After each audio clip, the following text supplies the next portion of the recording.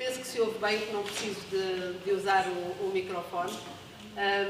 Quero, em primeiro lugar, cumprimentar-vos a todos e a todas. Obrigada por estarem aqui neste momento importante para a cidade. E, essencialmente, cumprimentar também aqui a mesa, que muito me honra tê-los como companhia, a senhora Diretora-Geral da Cultura, o professor Loureiro e a professora Graça, que é subejamente conhecida por todos e já tem aqui um importante espólio, 7 livros publicados. E este, eu não sei se é o sétimo. Este é o sétimo, por este mar adentro, sem dúvida, um título que muitas interpretações pode ter, mas aqui na cidade nós somos uns felizardos. Somos banhados pelo mar, pelo rio, entre mar, rio e serra, uma localização privilegiada, agora e antes, já na altura em que estas histórias que estão aqui relatadas aconteceram, também já era uma altura privilegiada, daí sermos um porto procurado por muitos para partir e para chegar. E este é um livro de partidas e chegadas, que certamente depois irão falar sobre ele. A mim apenas me resta realmente agradecer o empenho e o trabalho da professora Graça Ventura ao longo destes anos e agora, essencialmente, neste livro que hoje nos vai apresentar. Tive a oportunidade de passar uns olhos, tive muita curiosidade de ir logo ao capítulo que tinha Portimão, para tentar perceber aqui as histórias ligadas a Portimão. E é importante realmente para uma cidade, para uma região, lembrar-se da sua história, como diz a nossa Presidente, que aproveito também para dizer que, em nome dela, ela infelizmente não pôde estar presente, manda cumprimentos à professora Graça e a todos os presentes. E ela costuma muito usar esta frase, que é: um povo sem memória é um povo sem futuro. E é verdade, por isso aqui temos muitas memórias que nos lembram quem fomos, quem somos e o que é que queremos ser. Por isso, obrigada, e não estou aqui, não sou eu que vou falar, quem irá realmente apresentar o livro será aqui o professor Loureiro e depois a professora Graça. Depois agora irei passar a palavra à senhora Diretora Regional da Cultura, por favor. Bom, boa tarde também a todos, penso que me ouvem. Quero agradecer o convite para estar aqui. Eu conheço a Graça já há vários anos e tive a oportunidade de trabalhar com ela numa cátedra que eu dirigi. Fui presidente de uma cátedra chamada Cátedra de Estudos Ibero-Americanos na Universidade do Algarve, deram-me essa incumbência, e era constituída por 3 entidades, uma delas era o Instituto de Cultura Ibero-Atlântica, e a Graça, de facto, foi uma mais-valia, porque nós ainda não continuamos a não ter na Universidade do Algarve o Ibero-Americano, e faz falta. E, portanto, tivemos uma professora para a literatura, tivemos uma professora para a história, uma amiga, uma professora para a história, e de facto a Graça foi muito importante. Penso que os que tiveram como professora naqueles anos na Universidade do Algarve certamente terão tirado muito proveito. E o trabalho que a professora Graça Ventura tem feito é um trabalho que não é um trabalho local, é de facto um trabalho que passa fronteiras, e este livro até mostra que passa as fronteiras do mar, por outro lado. Eu acompanhei, sem a Graça saber, mas as redes sociais têm isso, a Graça deu voz a pessoas, eram nomes, quem são eles? E eu lembro-me que nos grupos de genealogia, que é um dos meus passatempos, de vez em quando a Graça dizia: alguém tem conhecimento desta pessoa, ou de familiares, etc, etc. Portanto, este é um trabalho, se calhar até diferente de outros que a Graça fez, porque é um trabalho que tem a ver com as pessoas. Portanto, e essa acho que é uma grande valia que o trabalho tem, e acho que até de emoção, porque penso para quem o fez, a Graça certamente sentiste isso, que essas pessoas afinal viviam. Porque as pessoas vivem quando estiveram nas nossas memórias, é o que se passa com os nossos avós, não é? Os nossos pais, os nossos avós, eles vivem quando nós nos lembrarmos deles, quando nós falarmos aos nossos filhos, aos nossos netos, no meu caso sobrinhos netos, que eu não tenho filhos, e falarmos às outras pessoas, essas pessoas vão viver, sem ser só no nosso coração, viver também por todo o lado. E o que este livro também trouxe, também não tive ainda tempo do livro todo, mas de facto é uma leitura muito agradável, porque a Graça de facto escreve muito bem, mas é acima de tudo uma grande investigadora muito séria, e é isso que faz de facto a diferença. A Direção Regional de Cultura apoiou a edição deste livro, portanto não é a única razão porque eu estou aqui, gostaria cá também por ser amiga da Graça e acho que seria importante estar cá, mas a Direção Regional obviamente reconheceu a qualidade deste livro e portanto estamos muito contentes, e eu estou muito contente de poder estar neste momento e ouvir o professor Rui Loureiro, que também é uma pessoa que eu muito admiro pelo trabalho que também tem desenvolvido e precisamente sobre esta época, e também está a colaborar connosco com a Direção Regional de Cultura. Eu queria que a senhora vereadora dos Mitas, a senhora Presidente da Câmara, que não queria me trazer em tê-la visto, mas tem que ser muito prazer estar consigo. E gosto muito de vir a Portimão. Convidem mais vezes. Obrigada. Obrigada, também é um gosto para nós tê-la cá.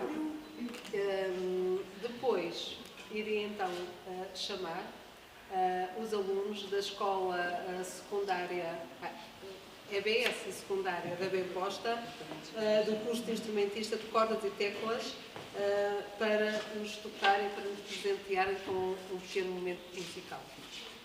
Sabem e pronto.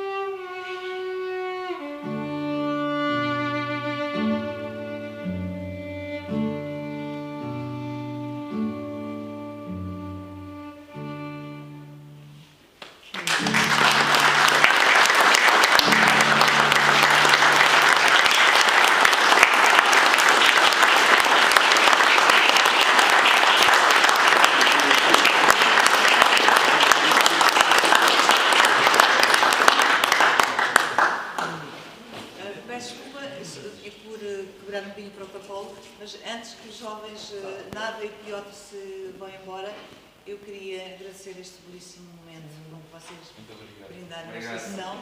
Desejo o maior sucesso para a vossa carreira musical e queria agradecer também ao professor Gonçalo Duarte e à professora Maria Navarro, graças aos quais pude estabelecer contacto com a diretora da escola que autorizou muito gentilmente a vossa participação neste evento. Muito obrigada.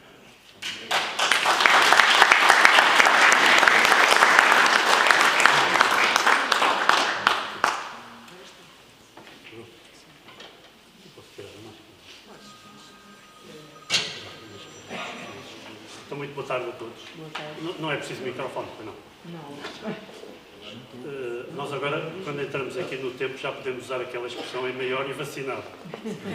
Já nos controlam a vacina. Eu fui apanhado desprevenido, já não me lembrava. Então, muito boa tarde a todos. Eu sempre que faço a apresentação de um livro de algum colega, portanto, assim, esporadicamente pedem para fazer apresentações, lembro-me sempre de um livro meu que eu lancei já nos longínquos anos 1992. Eu fiz 2 livros sobre Macau, que era o tema que eu trabalhava na altura. E depois pedi ao meu orientador de doutoramento na altura, que era o professor Joaquim Veríssimo Serrão, se calhar os mais velhos ainda se lembram dele, que era um homem assim um bocado encostado à direita. E o professor Veríssimo Serrão é pai do Vítor Serrão, que já vem aqui frequentemente a Portimão fazer conferências, é um dos nossos melhores historiadores de arte. E o Veríssimo Serrão, evidentemente, disse que sim, que fazia a apresentação. Depois, a sessão da apresentação foi na Missão de Macau, que era uma espécie de embaixada de Macau na Avenida de 5 de Outubro, em Lisboa, e chegamos lá, estavam, não sei, umas 100 pessoas a assistir.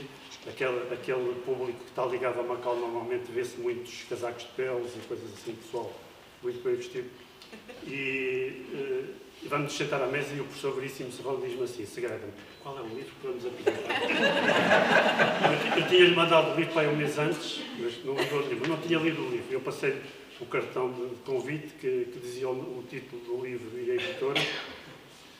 E ele depois falou para aí durante 45 minutos, mas de uma maneira brilhante, foi ali aplaudido. Evidentemente não falou nada do livro.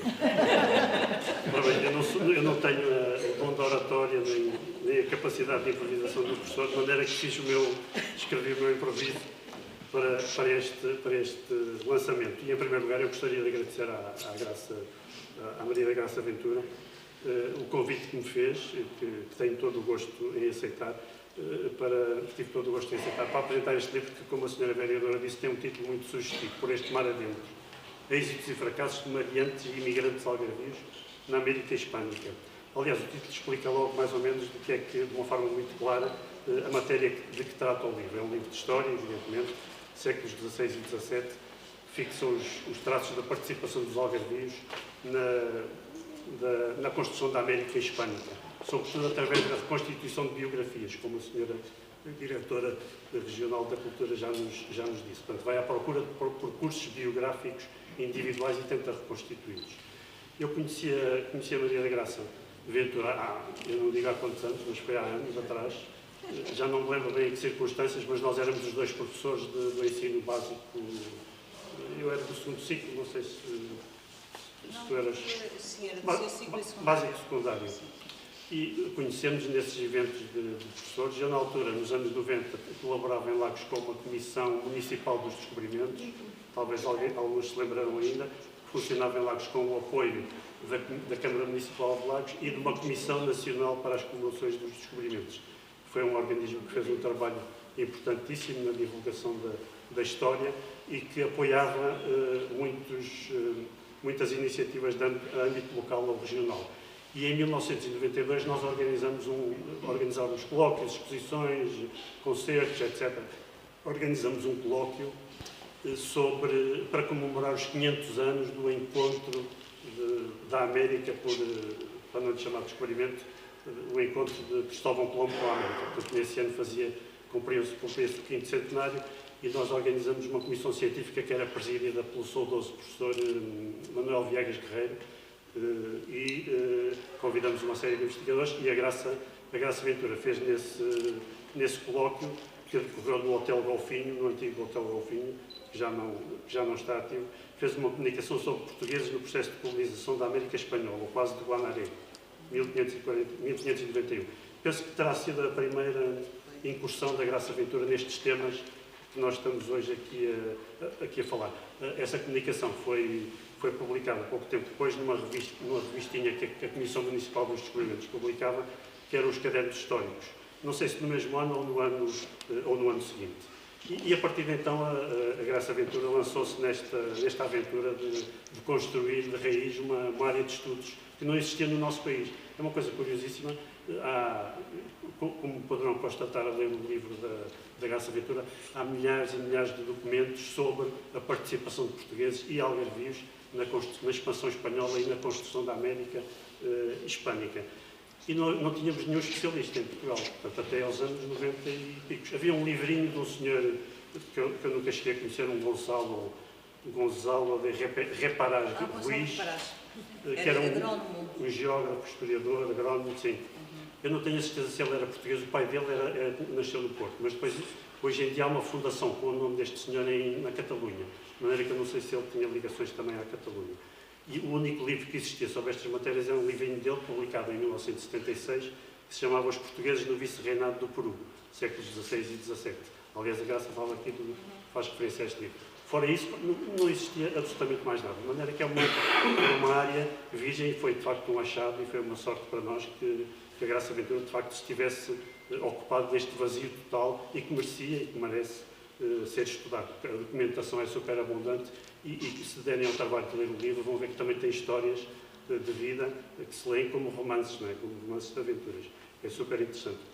Portanto, ela construiu a partir do zero esta área e hoje em dia penso que é uma especialista nacional e internacional que é regularmente convocada para eventos. Ainda há pouco tempo, antes do Covid, encontramos em Espanha numa coisa que se chamava a Rota Sevilha-Lusa, que era um encontro internacional com americanos, etc. Lá estávamos nós, os dois portugueses, a representar o nosso país. E eu lembraria apenas 3 pontos da carreira que ela foi construindo nesta área.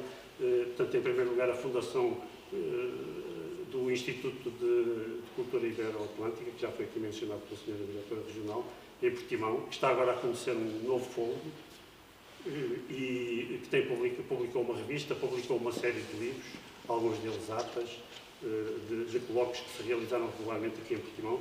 E depois lembraria a preparação, que ela foi um dos primeiros passos de uma tese de mestrado na Faculdade de Letras de Lisboa, que depois deu origem a este livro, que eu penso que também é conhecido, Os Negreiros Portugueses na Rota das Índias de Castela. E reparem que também era um tema, na altura, praticamente tabu, participação dos portugueses no tráfico de escravos. Não, senhor, praticamente ninguém falava disso. Portanto, também foi uma espécie de inovação na nossa historiografia. Depois, a partir daí, o tema começou a ser tratado. E, curiosamente, nós aqui vamos encontrar muitos portugueses e muitos algarvios envolvidos precisamente nesse tráfico de escravos, que a gente tem de falar destes temas históricos, porque eles são realidades que existiram. Portanto, foi publicado pela Colibri e pelo ICIA. E depois, em terceiro lugar, para além do ICIA e desta tese de mestrado, ela fez também uma tese de doutoramento na Universidade de Lisboa sobre, eu trouxe um dos volumes, Portugueses no Peru ao tempo da União Ibérica, mobilidades, cumplicidades e vivências. Eu acho que ela tem muito jeito para escolher os títulos dos capítulos e dos livros. Aliás, posso um parênteses? Lembro de uma vez em que eu participei nos colóquios que tu organizaste em Lagos, sobre os descobrimentos. Eu apresentei uma comunicação sobre Portimão que tinha um título muito longo e tu disseste-me: tu tens uma particular tendência para escolher títulos quinhentistas. Lembras-te?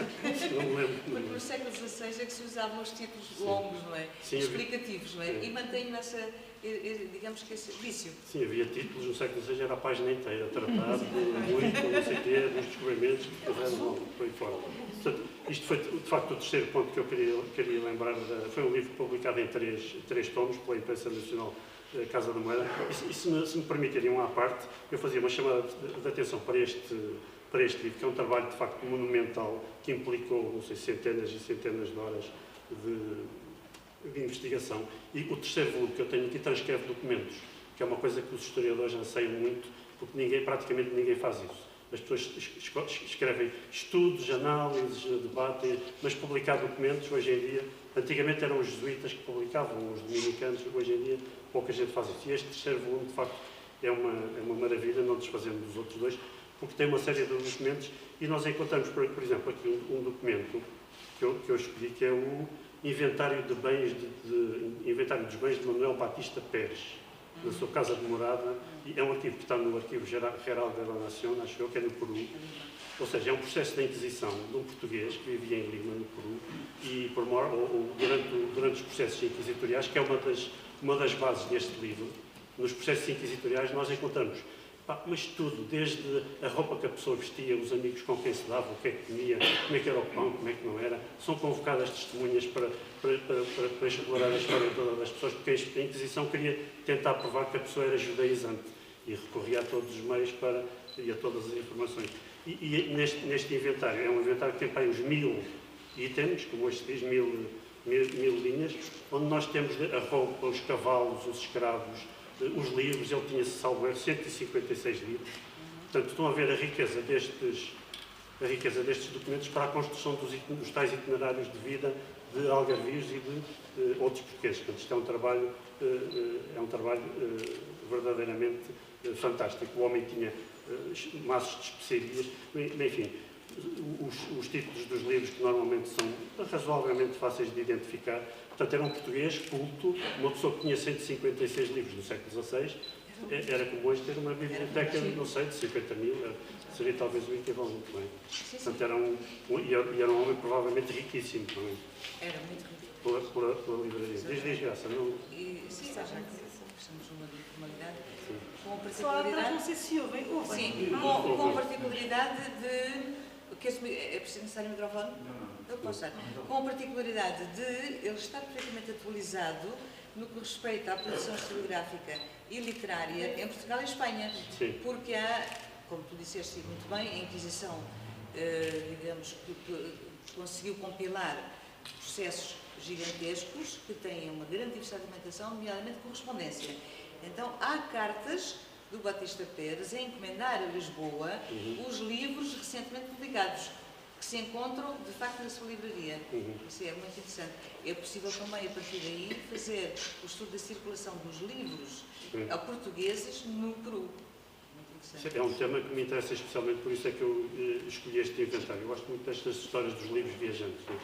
E as pessoas levavam os livros em barris, ou aqui há dias encontrei um inventário também de bens, um homem que tinha um globo, daqueles globos grandes, que nós hoje temos que, usamos os globos, abrimos aquilo e com garrafas lá dentro. Antigamente esses globos as pessoas usavam para transportar, e era um homem que tinha 2 globos cheios de livros. Portanto, são histórias curiosíssimas. Portanto, é deste tipo de documentos, a partir deste tipo de documentos, que é escrito o livro Por Este Mar Adentro. Por um lado, estes processos inquisitoriais, que contam a história toda, lavam a roupa suja, a suja e a lavada, da vida de uma pessoa, e por outro lado os inventários que estão ligados aos testamentos. Quando algum português morria e tinha uma quantidade razoável de bens, portanto lá se fazia o rol dos bens para os herdeiros em Portugal, e há histórias nesse livro, que eu já vou referir uma ou duas, que se referem a este tipo de documentação. Portanto, contém estas informações preciosas. Eu não falo mais da carreira da Graça Ventura, eu penso que é razoavelmente bem conhecida, e agora há poucos dias saiu no jornal, no JN Magazine, que é um suplemento do Jornal do Algarve, um longo artigo e uma entrevista com a Graça, onde explica-se mais ou menos este percurso que eu tentei aqui resumir e que eu acho que é de todo meritório. Portanto, vejamos agora ao livro que aqui nos traz hoje e que se enquadra nesta produção historiográfica da Maria da Graça. O estudo da presença portuguesa na América e Espanha, ou Hispano-América, como diriam os espanhóis. E desta vez ela afinou um bocadinho o leque de pesquisa e fez uma abordagem mais regional, ou seja, foi em todos esses processos que passaram pelas mãos, foi à procura dos algarvios, mariantes e imigrantes algarvios. Embora também pelo caminho apareçam outros não algarvios. Há uma expressão muito curiosa, aliás, que estes homens utilizavam, porque havia leis que proibiam a imigração de portugueses para a Hispano-América, se não cumprissem determinadas condições, e muitos deles diziam: eu não sou português, mas sou do Algarve. Portanto, isto é curiosíssimo. Há uma identidade regional muito forte nesta altura e continua há séculos. Ora bem, e a ideia deste livro, eu penso que eu partiu da constatação da Graça de que são sobretudo os algarvios, mais do que quaisquer outros portugueses, que estão ligados a este processo de construção da América Espanhola, ou da América Hispânica, se quiserem. E por duas razões que são logo destacadas nos primeiros capítulos. Por um lado, as fronteiras, a proximidade. Portanto, e o primeiro capítulo é dedicado às fronteiras marítimas, terrestres e à porosidade. Portanto, as fronteiras tanto separam como também permitem a circulação. E há um grande movimento de algarvios para Sevilha e, sobretudo, para Sevilha e para Cádiz, a partir do momento em que os espanhóis começam a investir no Novo Mundo. E, por outro lado, pela especialização dos algarvios. Portanto, os algarvios tinham uma grande especialização na arte de navegar, na construção naval, nas atividades marítimas, e, portanto, eram altamente procurados em Espanha quando os espanhóis iniciaram o seu processo expansionista. Aliás, o próprio Cristóvão Colombo levava portugueses nas 4 viagens que fez à América, em todas elas participaram portugueses. Muitos deles eles são dados como Diamante ou de outras vilas ali próximas da Raia, mas eram na realidade portugueses ou que se casavam com mulheres do outro lado da fronteira ou que tentavam passar por espanhóis para ultrapassar essas proibições. Portanto, podemos também, eu gostava muito de destacar o aspecto gráfico do livro, que merece muita atenção. Nem sempre as editoras dão tanta atenção aos seus autores, como faz aqui na Tinta da China. Portanto, vocês veem que é um livro de capa dura, com um papel excelente, muito bem impresso, com uma série de mapas e gravuras coloridas. Portanto, é um livro espetacular. Eu estava a falar há bocadinho com o Luís, da livraria, ele agora mudou de nome. Internacional, não é? É internacional. Antigamente se chamava Sabia Formosa. Estava a falar, e para mim o único defeito deste livro é ele ter tão bom aspecto gráfico. Porque depois nós abrimos o livro e há aqui uma coisa que nos interessa e vamos sublinhar, se calhar é melhor não, isto é um obstáculo epistemológico aqui na nossa cabeça, mas de facto o aspecto gráfico merece ser salientado. E a capa tem um mapa lindíssimo, que é de um homem chamado Lucas Queiroz, que era filho daquele famoso navegador português, Pedro Fernandes de Queiroz, que viveu em Espanha e na Hispanoamérica a maior parte da sua vida e que fez grandes viagens de exploração no Pacífico à procura das ilhas de Salomão, as ilhas onde havia onde eles pensavam que haveria um ouro que o Salomão tinha mandado buscar para construir o templo. Os espanhóis fizeram uma série de viagens para cá e para lá e este cartógrafo Luís Queiroz participou também nessas viagens e depois fixou-se no Peru, onde foi cosmógrafo mor. Depois, passando agora à organização da obra, e alguns pormenores que merecem destaque, ou que me chamaram a atenção enquanto historiador, ou especializado não nesta matéria, mas noutra. Em primeiro lugar, a autora incluiu um índice remissivo. Se vocês consultarem livros de história portugueses, 9,5 em cada 10 não têm índice remissivo. E é uma coisa que faz falta a um estudioso, porque eu quero saber, por exemplo, o que é que o livro diz de Lagos. Se não está aqui um índice a dizer, com as indicações dos nomes e das localidades, é um trabalho inglório, nós andamos à procura. Eu às vezes vejo no grego para localizar uma determinada citação que eu li há muitos anos, e é o primeiro instrumento de trabalho que é fundamental e que que costuma aparecer nos vários livros. Já a tese de mestrado, salvo erro, tinha. Portanto, é uma coisa que eu faço aqui um elogio, como utilizador destes livros, deve continuar a fazê-lo, porque acho que é muito necessário e muito boa ideia. Depois a obra é ilustrada, como eu já disse, tem aqui uns mapas maravilhosos e já está aqui a senhora diretora regional, eu meto já aqui uma cunha. Seria importante, se calhar, publicar um atlas da cartografia histórica algarvia. Portanto, há mapas lindíssimos do Algarve, que alguns aparecem aqui, por exemplo, daquele famoso engenheiro, o Alexandre Massai, que andou aqui pelo Algarve, 1600 e pico. Há mapas da Baía de Lagos aqui, do Pedro Teixeira Albernaz, um outro português que viveu em Espanha. Portanto, temos aqui matéria para aqueles livros que se chamam Coffee Table Books, se vende muito bem. De certeza que temos de encontrar um editor que esteja interessado e a gente organiza uma espécie de atlas da Nós somos também editora. Fica já aqui a proposta. Também é editora, podem entrar em parceria com uma editora, façam a proposta, nós estamos abertos.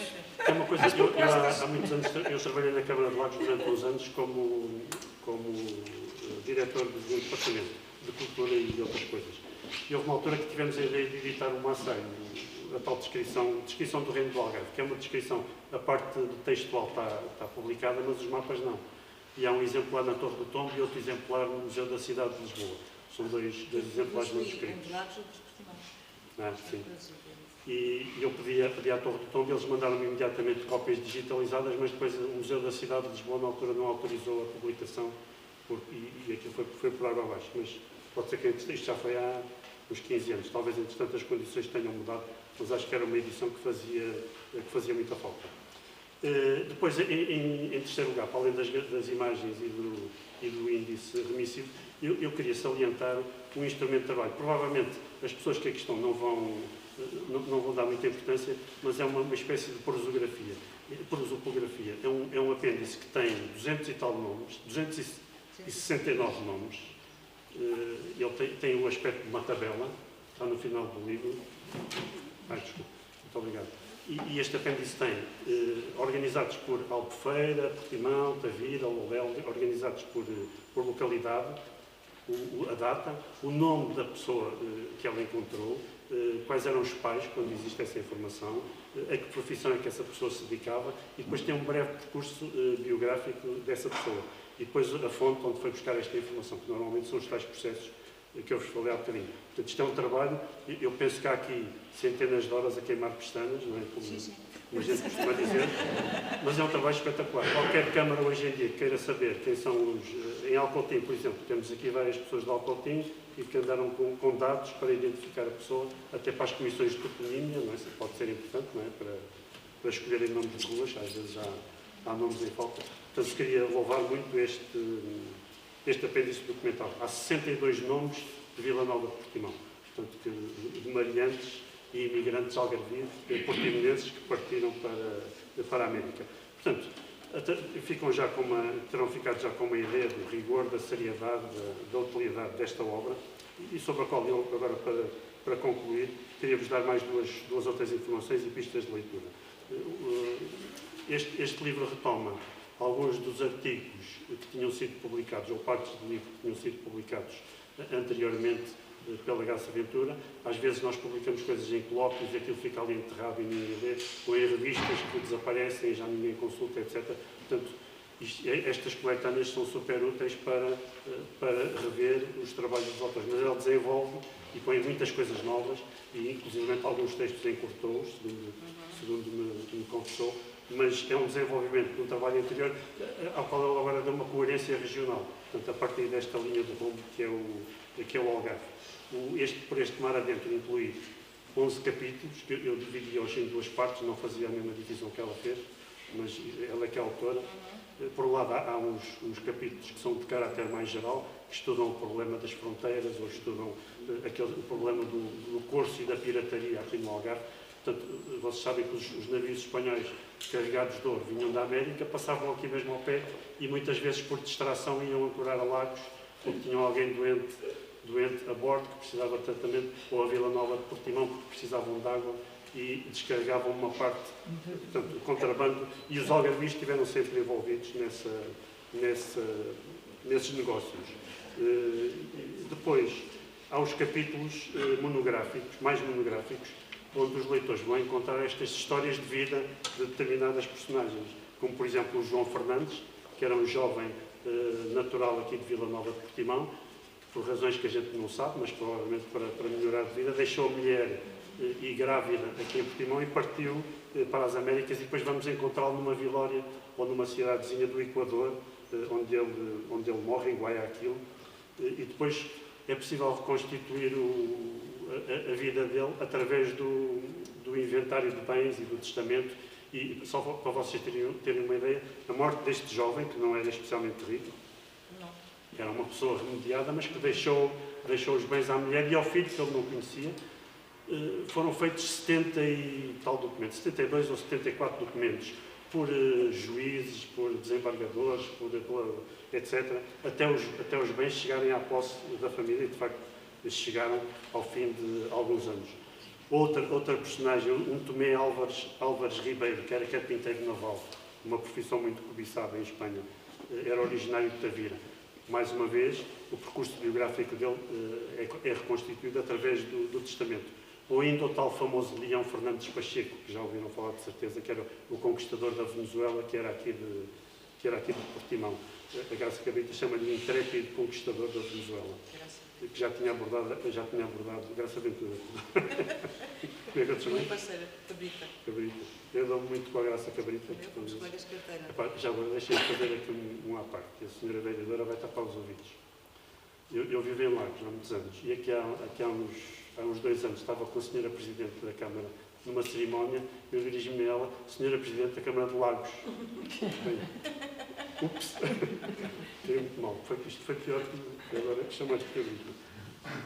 Portanto, devo fazer notar que todos estes capítulos de natureza bibliográfica, embora se dirijam aos curiosos de temas historiográficos e às pessoas que se interessam por genealogia, por exemplo, são, alguns deles leem-se como autênticos romances. Isto são vidas mirabolantes, de pessoas que fogem daqui, depois vão em navios que têm naufrágios e depois chegam à América, participam naquela epopeia nem sempre luminosa da conquista da ocupação espanhola, etc. Depois montam negócios, alguns deles tornam-se riquíssimos. Há uma das personagens, um dos capítulos que eu gostei mais é sobre o Jorge Fernandes Gramacho, que é um traficante de escravos natural aqui de Portimão, que era um dos homens mais ricos, talvez o mais rico, não sei, de Cartagena das Índias, o mais rico, como a Graça diz. E já na dissertação de mestrado tinha dedicado ao Manuel Caldeira, que era outro traficante. Mas este Gramacho é uma personagem de facto fascinante. Foi perseguido pela Inquisição e daí nós temos esta documentação. Portanto, a Inquisição não tinha só coisas más. Tinha Dispensável. Exatamente, dispensável. Mas conseguiram chegar até nós. Esta documentação hoje em dia exatamente dá muito jeito. Portanto, de facto, não sei se ficaram com a ideia, mas é um livro fascinante, interessante e que se lê. Podem lê-lo todo seguido ou podem ler capítulo a capítulo, portanto, porque todos os capítulos são, de facto, têm matéria interessantíssima. E para mim, o que me impressiona mais como historiador é, de facto, como é que de um documento manuscrito que tem 5, 10, 15, 20 páginas, às vezes é possível extrair, é uma coisa fascinante, não é? Extrair toda uma história de vida e é preciso arte. Portanto, eu termino dando os meus parabéns à Graça, não só pela sua carreira e por ter construído esta área de estudos quase sozinha. Teve apoios, não é, de institucionais vários, mas de facto é o grande mérito dela e muitos parabéns por este livro e recomendo vivamente que o leiam, que o discutam, mas não sublinhem.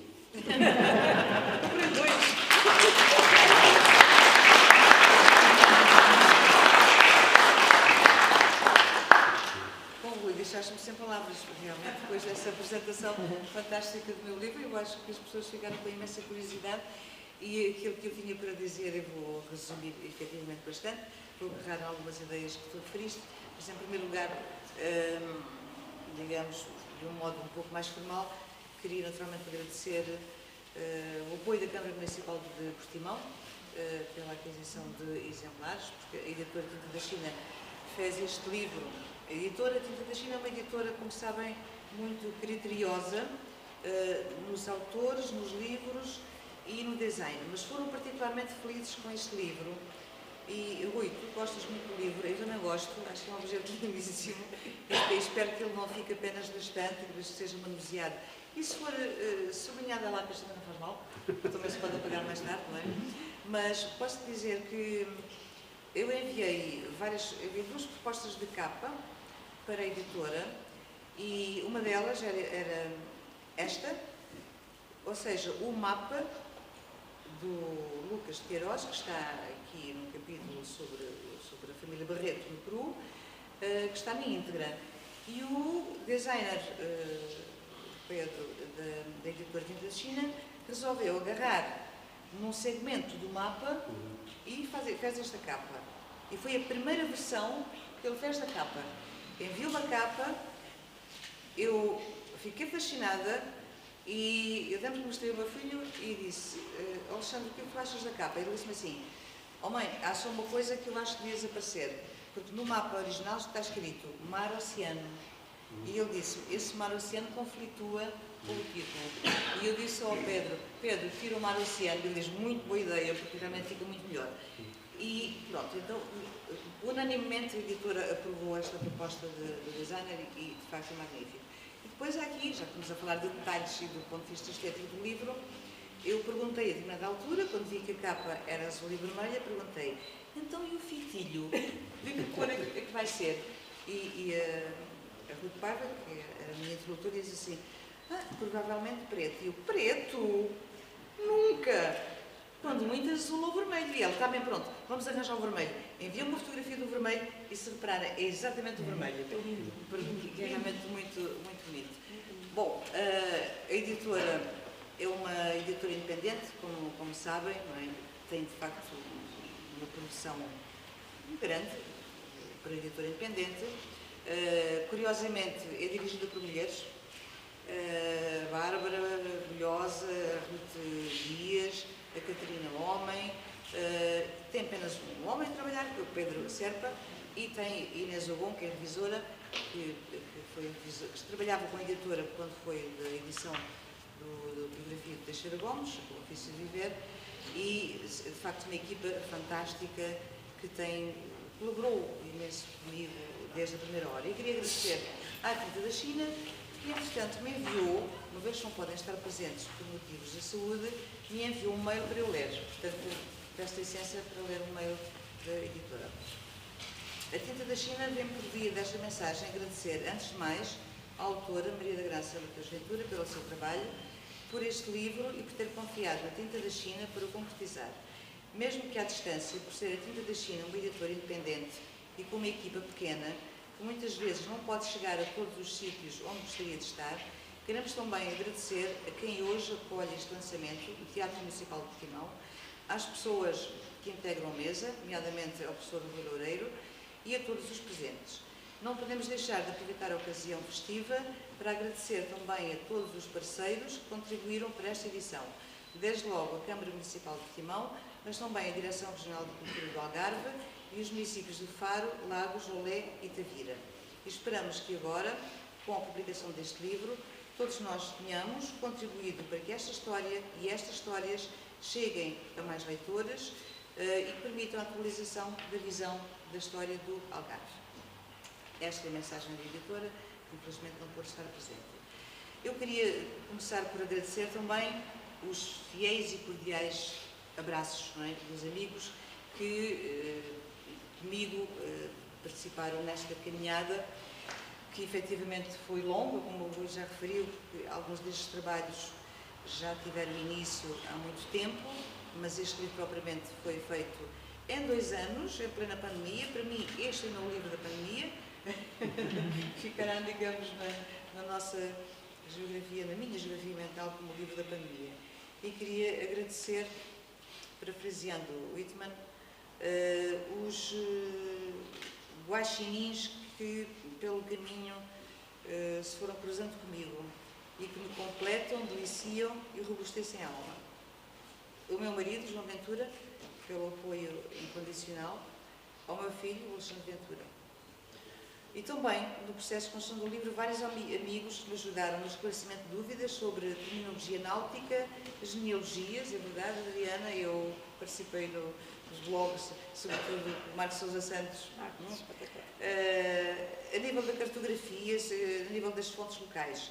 Eu não quero deixar de referir aqui aqueles que tiveram um contributo mais ativo, como o Jorge Semedo de Matos, o Marcos Sousa Santos, a Luísa Martins, que foi fundamental pelos documentos de Olé que me forneceu, ou que me facilitou, facultou, o Nuno Vila Santa, o Federico Mendes Paula e, naturalmente, ao Carlos Osório, a que eu chamaria o artífice da imagem, porque ele fez ali 2 coisas muito interessantes neste livro, que estão por acaso uma está identificada, não é? A outra acabou por sair. Porque assim, aqui neste livro eu tenho que fazer aqui um parênteses para explicar o seguinte. Quando eu fiz o contrato de edição com a Tinta da China, aí por volta de março, as candidaturas foram em março, Adriana? Talvez, sim. Sim, por em março, nós tínhamos feito um orçamento para 250 páginas. O livro começou a crescer, porque cada vez eu tinha mais variantes e mais imigrantes e eu não sabia o que havia de fazer, porque as histórias do livro, não é? Exatamente, e então eu tive de selecionar e cheguei às 300 páginas. E disseram, nem mais uma página. Então eu tive de eliminar um capítulo, eu tive de sintetizar outros capítulos, porque as minhas 300 significavam mais, não é? Pronto, eu tive de reduzir, ok. E é assim a construção de um livro, quando nós temos alguns constrangimentos, e porque o livro também, se fosse mais largo, mais longo, mais volumoso, não seria muito manuseável e não se poderia ler à noite na cabeceira. Por exemplo, o João ofereceu um quarteto de Alexandria e eu não consigo ler na cama. Queria agradecer também às pessoas, aos amigos que me incentivaram a escrever este livro, nomeadamente ao Custódio Coelho, que ali está, que insistiu, sem êxito, a meu ver, mas o Rui diz que não, em transformar-me em ficcionista. Ou seja, na verdade, o Rui não disse que eu fui ficcionista. O que ele disse foi que algumas das histórias são tão interessantes, não é? E atrativas que, digamos, podem... Agora, deixa-me dizer, há um historiador francês muito famoso, que é o Paul Rennes, Sim. que diz que a história é um romance verdadeiro. Exatamente. Pronto, eu queria agradecer ao Custódio, ele sempre insistiu muito comigo, tens de publicar um livro, mas por favor, romancei isso. Não, isso eu não vou fazer. Eu não sou ficcionista, eu sou historiadora. Agora posso digamos, usar uma linguagem mais literária, naturalmente, isso eu gosto de fazer, não é? Pronto.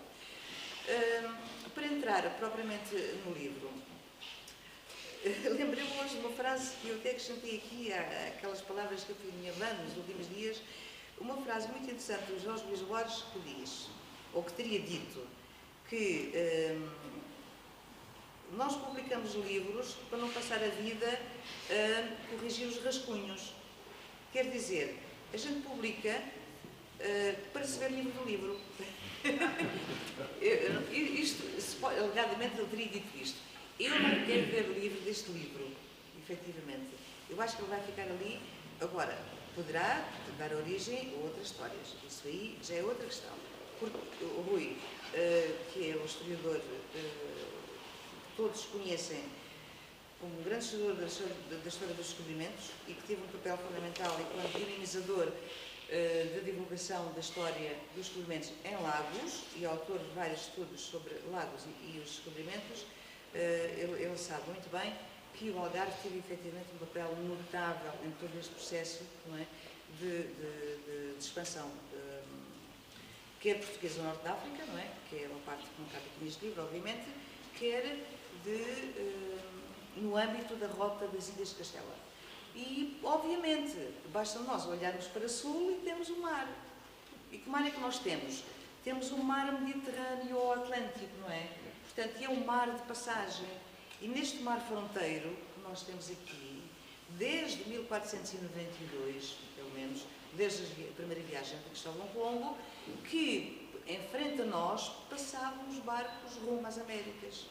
Portanto, nós não podíamos chegar indiferentes, efetivamente.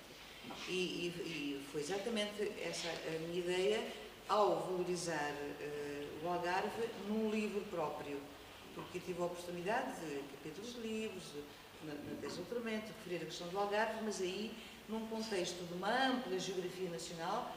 Portanto, eu fiz um estudo por regiões em que o Algarve tinha de facto uma importância grande, e daí meu interesse pelo Algarve. Então, destes tais 269 algarvios que eu identifiquei neste livro, mas este não é o número definitivo, digo-vos, porque na minha tese de doutoramento, em 2003, eu identifiquei cerca de 1.400 portugueses. Neste momento já ultrapassam os 2.000, mas algarvios eram muito menos. Neste momento são 269, mas falta muito por fazer. Por exemplo, eu aqui referi fontes muito diversas, que não as inquisitoriais, mas, por exemplo, o livro de registro de navios, os livros de registro de navios, todos os navios legais, ou que saíam legalmente de Sevilha, Porto de Sevilha, São Lucas de Barrameda, do Porto de Sevilha, que era a cidade onde se encontrava a instituição que controlava, coordenava todas as viagens, expedições, imigração, enfim, para as Américas, efetivamente, aí fazia-se o registro de todos os navios que legalmente iam para a América. E nesse registro do navio temos o nome do navio, o capitão, o mestre, o contramestre, o piloto, os marinheiros, os pajens, os gourmetes, etc. Eu fiz o estudo de vários navios, onde identifiquei vários algarvios com respectiva profissão. Mas foi impossível, era impossível eu ter feito o levantamento de todos esses registros, não é? E penso que isso será um trabalho de equipa, porque é um trabalho que demorará muito tempo a fazer, até porque a maior parte desses documentos não estão digitalizados. Não é? É preciso ir ao Arquivo das Índias, em Sevilha, para fazer essa consulta. Em todo o caso, a amostra que eu recolhi agora, embora atualizada, confirma a minha tese de doutoramento. Ou seja, a percentagem de algarvios é efetivamente significativa e dentro do Algarve, Tavira tem um lugar muito importante. É aquele que reúne 101 mariantes, Portimão logo a seguir com 61 e Lagos com 41, que é muito interessante. Mas depois nós vamos ver, nos vários capítulos do livro podem ver isso, porque eu tive o cuidado de selecionar, eu tive um trabalho enorme e doloroso, confesso, de selecionar biografias, porque assim, eu tinha vários marinheiros de Portimão, mas eu só podia pôr um marinheiro de Portimão, porque eu precisava de pôr um marinheiro de Tavira, ou um carpinteiro de navios de Tavira, e eu precisava de pilotos. Onde é que eu fui buscar os pilotos? A Lagos, porque estes 41 variantes de Lagos são sobretudo pilotos, são mestres, são marinheiros, não são propriamente imigrantes. De Portimão é que partem mais imigrantes. A maior parte dos variantes são de Tavira e são de Lagos. É claro que há aqui um outro aspecto que também eu já referi na minha tese de doutoramento, que é o seguinte. Quando os algarvios, que não se assumem como tal, assumem-se no início, mas quando eles chegam à América e são identificados pelas autoridades como ilegais, eles dizem, não somos portugueses, sino de Algarve, não é? Ou seja, pronto. Qual é o percurso deles? Eles são de uma enorme versatilidade e mobilidade. Eles partem como marinheiros, chegam a Cartagena das Índias, que era o principal porto de destino, ou ao Panamá, e depois entram terra adentro e deixam de ser, excetuando o João Fernandes, que em Guayaquil continua a ser marinheiro, ou o outro de Tavira, que é carpinteiro de navios, mas a maior parte vai para o interior dedicar-se ao comércio. Vai para a atual Bolívia, Potosí, Minas de Prata, não é? E houve tantos que no Potosí, já ouviram falar com certeza, dessas famosas Minas de Prata do Potosí, era tal o número de portugueses que havia uma rua, isto é segundo uma crónica do Luís Capós, a crónica da Vila Imperial do Potosí, onde ele diz, havia uma rua chamada Calha Lusitana. Eram muitos os portugueses. E houve um mineiro de Portimão, porque eu não pude falar neste livro, mas já li sobre ele, um mineiro que enriqueceu bastante no Potosí e escreve ao rei Filipe III, creio eu, a pedir mercês especiais, porque ele tinha várias minas, ele pagava, portanto, os impostos à coroa, logo ele precisava de ter privilégios. E qual era o privilégio que eles pediam normalmente? Era uma ordem militar, não é? Portanto, o de Alcântara, normalmente era de Alcântara ou de Santiago, porque era uma forma de nobilitação. O que queria dizer mais? Sobre a questão das partes. Rui, eu não sei se reparaste, mas eu usei aqui 3 partes. Eu só lhe construir o livro segundo 3 partes. A primeira parte, cruzar la raia. Cruzar la raia era uma expressão muito usada na época, inclusive pelos portugueses. Aliás, os portugueses, os algarvios, vamos falar dos algarvios, porque é de facto o Algarve Andaluzia que nós estamos a falar. Mas é um fenómeno também comum aos portugueses. Os nomes portugueses eram muito semelhantes aos espanhóis. João Fernandes, Juan Fernández. Quando os escrivães escreviam, por acaso uma tradução, o nome deles, não escreviam João Fernandes, escreviam Juan Fernández. E havia tantos João Fernandes. E agora, distingui-los. Esse foi outro trabalho muito difícil, para eu não atribuir a um a biografia do outro, não é? Pronto. Mas, de facto, eles passavam a fronteira. Passavam o Guadiana, que no século XVI não era propriamente uma fronteira intransponível, era mais um meio de passagem, não é? O Guadiana era um meio de passagem. Tanto assim que muitos algarvios casam em Ayamonte, com mulheres de Ayamonte, por uma razão. É que se eles fossem casados em Castela, portanto, Ayamonte, o Elva, por aí adiante, até Sevilha, em Triana, que era o bairro dos portugueses mariantes, os mercadores eram da cidade de Sevilha, se eles casassem com mulheres naturais, tinham muita facilidade em obter o estatuto de legais. Então podiam navegar legalmente. Portanto, o casamento era uma estratégia. Era uma estratégia. Amor, Adriana, eu não sei se havia ou não havia amor, mas agora repara, o rapaz, marinheiro João Fernandes, casa, em 1594, por aí, casa em Portimão. Portanto, de acordo com as determinações do Conselho de Trento, em frente à Igreja Matriz, lá está a fotografia do portal da Igreja Matriz, que Carlos Osório tirou, o portal quinhentista, casa em frente à Igreja, com testemunhas. Ele casa, engravida a rapariga, Maria Vaz, poucos meses depois vai-se embora, não é? Ele podia amar a rapariga, mas era mais forte o papel do mar, não é? Portanto, ele foi pelo mar adentro e foi... Cá está, exatamente. Ele foi pelo mar adentro para Santiago Guayaquil. Fazia outras famílias, às vezes, outros tinham outras famílias. Não, mas o que é curioso é que, em geral, eles não casam lá. São raros os casos de bigamia. Portanto, são muito raros os casos de bigamia. O que acontece, o que eu suspeito, que a gente tem que ler também nos indícios, não é? É que eles eram casados cá e lá podiam ter uma índia que cuidava deles, podiam ter uma negra que cuidava deles, a quem eles legam alguma roupa, algumas quantias no testamento, pelo carinho, pelo afeto com que os trataram. Pronto. Agora, a verdade é que quando eles morrem lá, os espanhóis têm um esquema tão bem montado para a restituição das heranças que, digamos, nós conseguimos reconstituir o percurso de vida da família que fica através desses processos. Porque chega, portanto, eles tinham em cada região, os espanhóis tinham em cada região, em cada vice-reino e em cada audiência, tinham a caixa dos bens dos defuntos. Qualquer indivíduo que morria com o seu testamento, automaticamente era levantado um auto, era feito o registro dos bens, vendidos os bens, convertidos os bens em dinheiro. E para onde é que vai o dinheiro? Para a Casa de Contratação das Índias em Sevilha. Chega a notícia de falecimento, é feito um pregão na Catedral de Sevilha. Morreu fulano de tal, não. Se ele deixou o testamento e diz quem são os herdeiros, são de Portimão, então vem um pregoeiro a pé de Sevilha a Portimão, falar com o padre e dizer-lhe que ele tem na missa de domingo seguinte de dar informação que fulano de tal morreu e que os herdeiros devem apresentar para ser restituída a herança.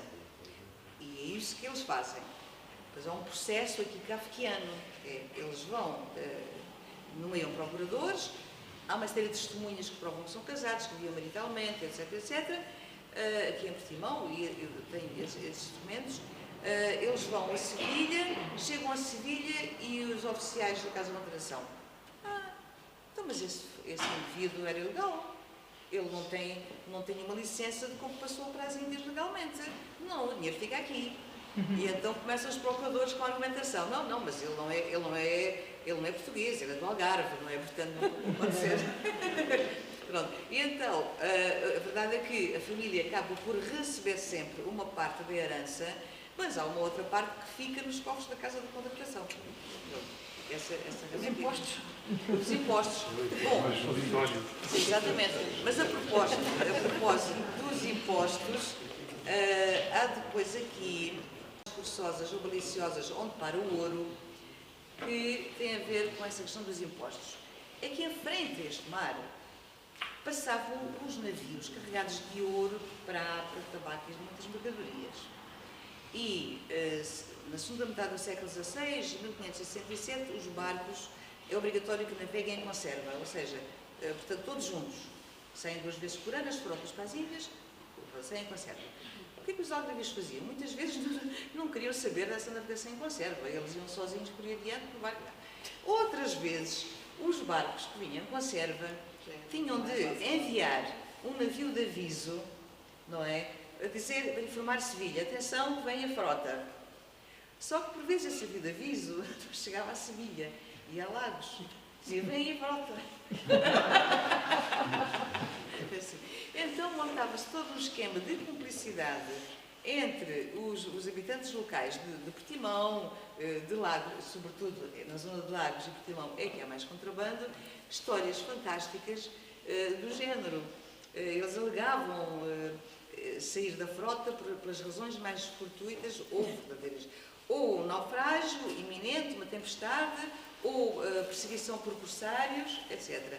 Há um relato fantástico o indivíduo, portanto, que vem no navio com ouro e diz que levantou-se um vento tão forte, que o barco foi contra as rochas na zona de Lagos, não lembro se foi na Bordeira, por aí, na zona de Lagos. Não, esse foi em Portimão. O outro foi em Tabaco, em Portimão. Tivemos de nos acolher ao porto de Portimão e durante a noite o ouro desapareceu. Onde é que para o ouro? Não sabemos. Isto acontece em Lagos, acontece em Portimão, por todo o lado. E agora, quem é que sabe? Eu não sei o que é que aconteceu a esse ouro, não é? Porquê é que eles faziam isso? Para não ter de ir a Sevilha pagar o imposto sobre as mercadorias. Ficava logo cá e havia um conluio. E de tal maneira isto foi notório e importante que os espanhóis depressa adotaram uma estratégia, que foi nomear para Lagos um feitor, um fiscal. Mas esse fiscal era de Lagos. Houve 4 fiscais, oficialmente entre 1522 e 1640, nomeados pelos espanhóis, mas eram de Lagos.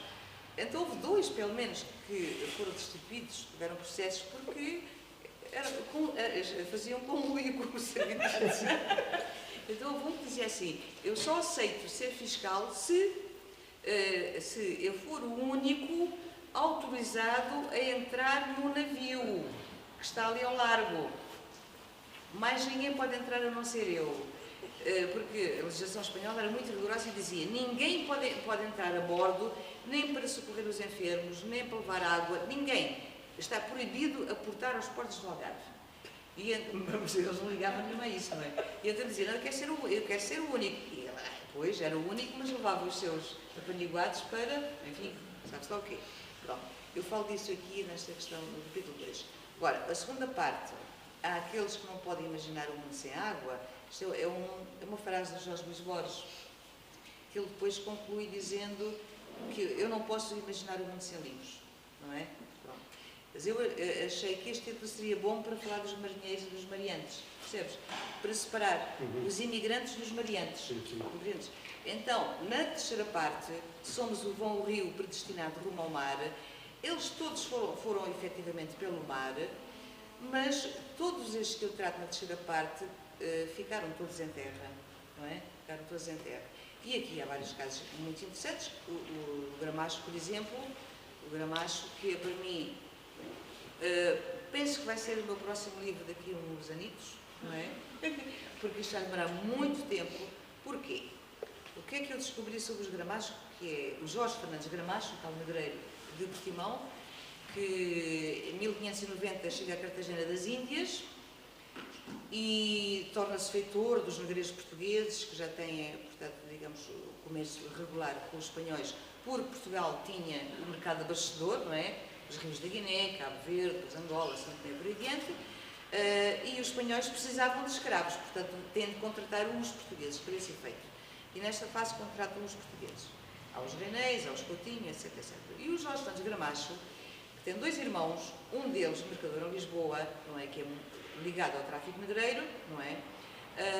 Eles vão, digamos, montar uma estratégia para que o Jorge Fernandes Gramacho, a Cartagena das Índias, seja a cabeça de todo o trato, não é? O que é curioso? É que ele rapidamente, em 10 anos, ele se torna, em 8, 10 anos, se torna o negreiro mais importante de Cartagena das Índias, criando uma rede com extensão ao Peru, Manuel Batista Pérez, por exemplo, que é um seu cliente, não é? Ao Manuel Batista Pérez em Lima, ao Simão Vaz de Sevilha, no México, depois várias famílias de comerciantes em Sevilha, enfim, por aí diante. Uma história muito interessante. Agora, o que é que eu descobri? Para além daquilo que eu já sabia da organização da sua rede comercial. É que ele, na verdade, ele era descendente de cristãos novos e de cristãos velhos. Eu sabia que ele nunca tinha sido perseguido pela Inquisição. Na verdade, nunca foi. Ele não foi. Foi o seu sobrinho neto. O seu sobrinho neto é que vai ser perseguido pela Inquisição e as suas primas todas em Portimão. Primas e primos. Quando ele foge, em 1590, foi no ano da grande razia da Inquisição em Portimão. Portanto, ele vai-se embora e vão muitos outros familiares seus. Há um Álvaro Gramacho também vai, há uma Maria Gramacho também vai, e vão todos para a América Espanhola. Na verdade, o único incomodado pela Inquisição foi o sobrinho neto. Mas o que é que eu vim a descobrir? Que o seu tetravô materno, era cônego da Sete Silves, o Jerónimo Gramacho, que teve uma filha natural, com uma tal senhora Violante. E esse filho natural era o João Gramacho, foi legitimado em 1468 e foi nomeado alxerife de Silves. Casou com Maina da Borda, que são sepultados na Sete Silves. Tem lá a arca tumular com o brasão, muito incipiente, mas tem o brasão. O bisavô materno deste negreiro é o Jorge Gramacho, almoxarife de Vila Nova de Portimão, casado com o Leonor de Sousa, que eu não sei se era cristão novo ou não. Depois, o avô materno dele, e reparem que é muito interessante que este Jorge Gramacho, que é almoxarife de Portimão, eu e o Carlos Osório, um dia fomos à Igreja Matriz, à procura, fomos subir a escadaria até à torre, e eu pensei, bom, houve o terremoto, nós tínhamos o portal do final do século XV, houve o terremoto, a igreja veio abaixo e as pedras foram usadas. Encontramos num dos degraus para a torre uma pedra que diz Jorge Gramacho. Quem é o Jorge? Eu não coloquei a fotografia no livro deliberadamente porque estou a guardar isso para outro livro. Jorge Gramacho era almoxarife de Nova Portimão, era bisavô desde que foi para Cartagena das Índias. Bom, então, o avô materno dele de Portimão já é o Luís Fernandes, é cristão novo, e o pai dele também é cristão novo. Agora, digam uma coisa, ele morre em 1626 em Cartagena das Índias, tem 4 pares de casas, eles chamavam assim 4 pares de casas, 4 casas grandes, era um benemérito, foi vereador do Cabildo municipal, era um homem que tanto era alvo de processos judiciais por fraude, como era reconhecido como benemérito. Então mandou construir um convento de São Diogo, em Cartagena das Índias. Eu sabia disso e pensei, João, vamos a Cartagena das Índias, eu tenho de lá ir. Fomos a Cartagena das Índias, eu tinha pesquisado na net e via que aquele convento tinha, agora era o Instituto de Belas Artes, e a fachada não tem nada a ver com o século XVII.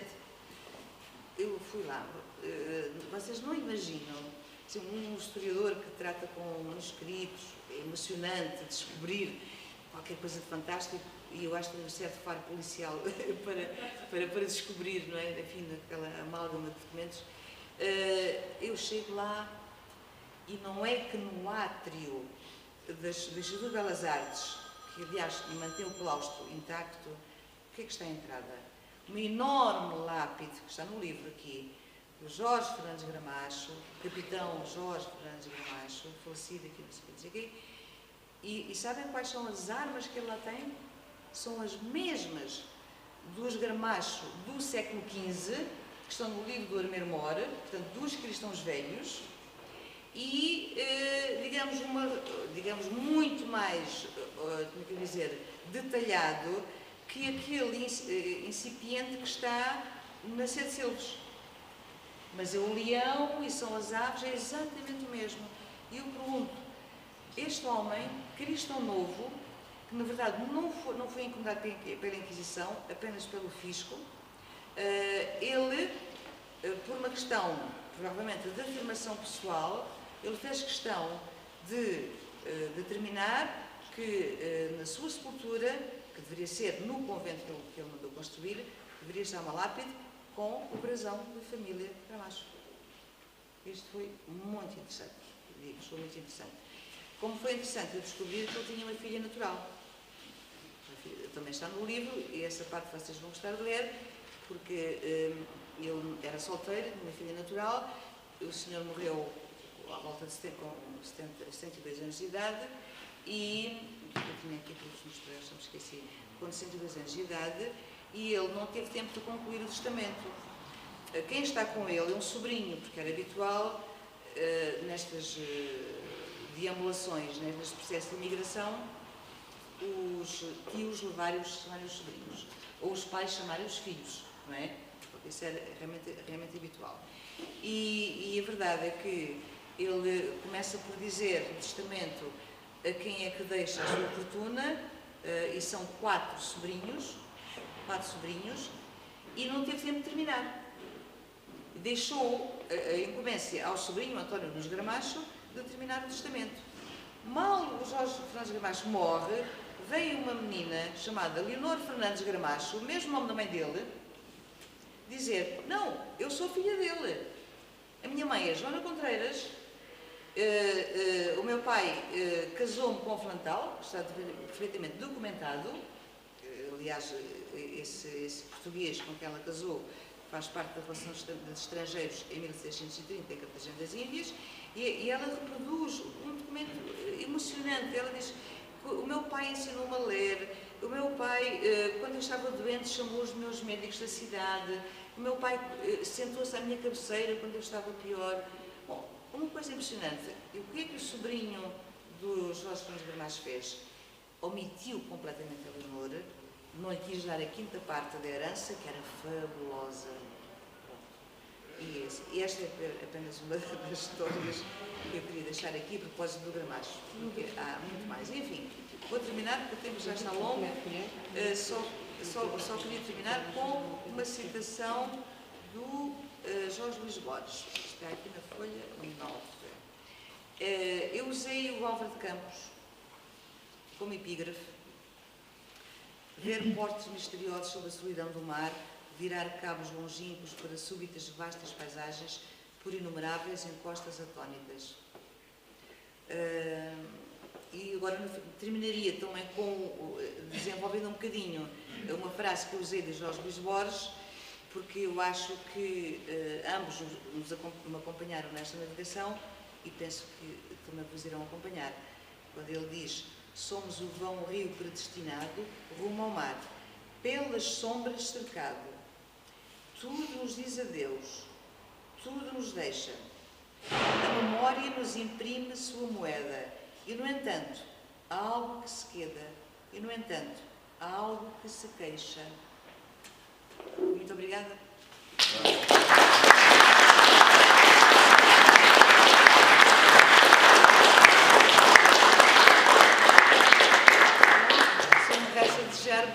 Agradecer a vossa presença, foi fantástico ter aqui tantos amigos juntos e desejar uma boa viagem por este mar adentro. Obrigada. Obrigada, Rui.